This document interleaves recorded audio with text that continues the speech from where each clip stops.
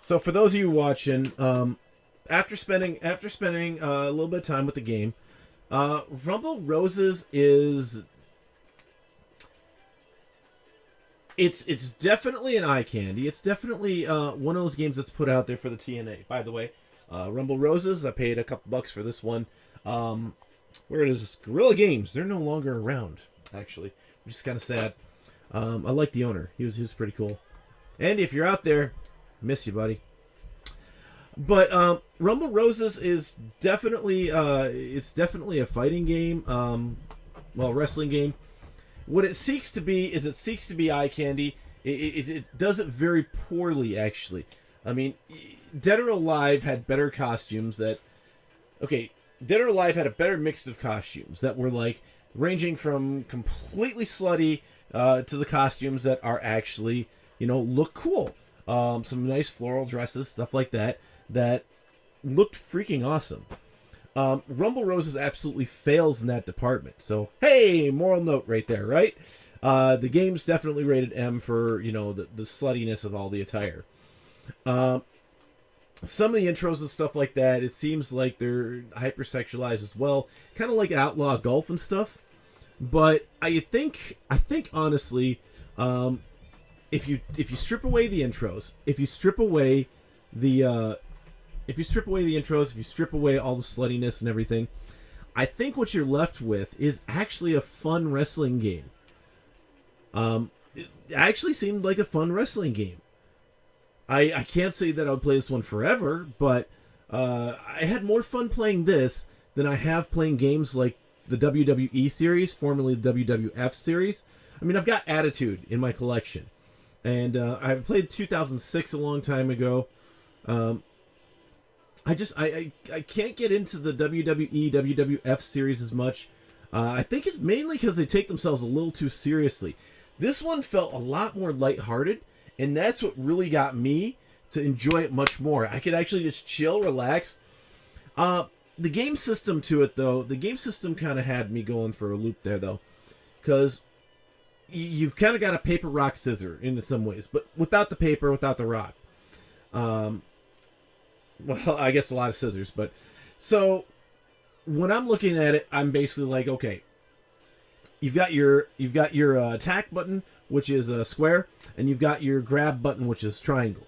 Okay, and R is your guard button. But if somebody's going to attack you, you hold, you don't hold, but you tap the guard button and the attack button at the same time to do an attack reversal. If it's a grab reversal, you press the guard button and the grab button at the same point to do a guard reversal. And anytime you reverse something, it leaves the opponent open so that you can do a higher risk maneuver on them, which I like that. That actually added a level of strategy to the game that, I don't see much in wrestling games. At least not the ones that I've played. But then you also have the run button, which the run button seemed useless. It was very hard to determine which direction I was running in and whether I'd nail that hit or not. I mean, I'm sitting there, I'm just running. And I'm hoping that I'm going to hit my opponent with a running attack, and most of the time they failed, so I tried not to use it, except for like maybe an escape. The circle button on this one ends up being your button for miscellaneous whatever. Climb the turnbuckle, get in and out of the ring, pin your opponent, stuff like that. Yeah, it kind of works. Not really. And then on top of that, your L1 button is the only other one that I saw used. And so L1 is basically your finishing move. You get a super gauge, and when you fill it up, you get to perform a higher risk maneuver and stuff like that on your opponent.